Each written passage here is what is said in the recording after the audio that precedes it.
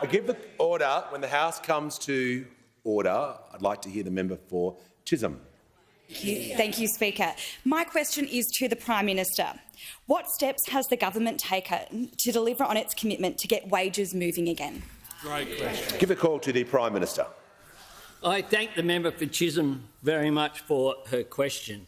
And one of my favourite days of the election campaign, I was with the member for Chisholm, indeed, when I was asked if I supported a pay rise of $1 for people who are on the minimum wage.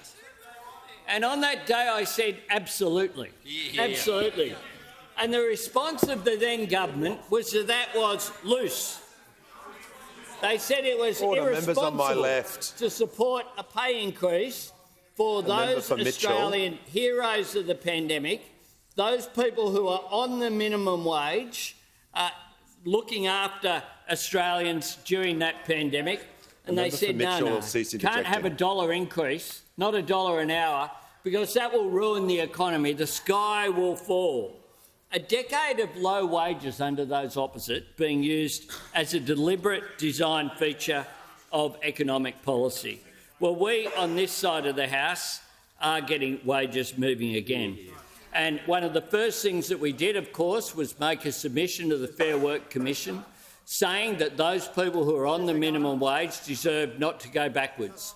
And the Fair Work Commission granted an increase of 5.2%,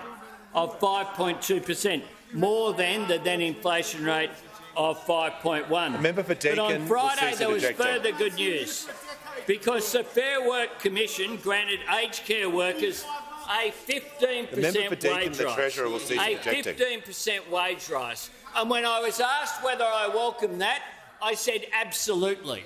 Those opposite who presided over a growing crisis in aged care but had contempt for those workers in aged care who worked under such critical circumstances during the pandemic in particular.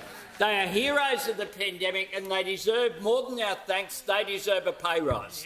And that was something that was acknowledged by the Fair Work Commission.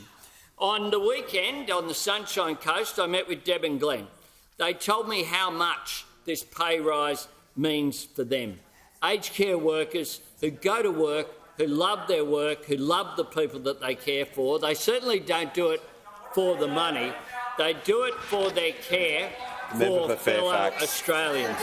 And the fact that those opposite find this somehow a contestable issue when I am praising aged care workers who look after our oldest Australians just shows the contempt that they have for old Australians who deserve dignity and respect. This week we'll have a chance with the Secure Jobs Better Pay Bill to actually take those principles even further and make sure we have an industrial relations system that works for people.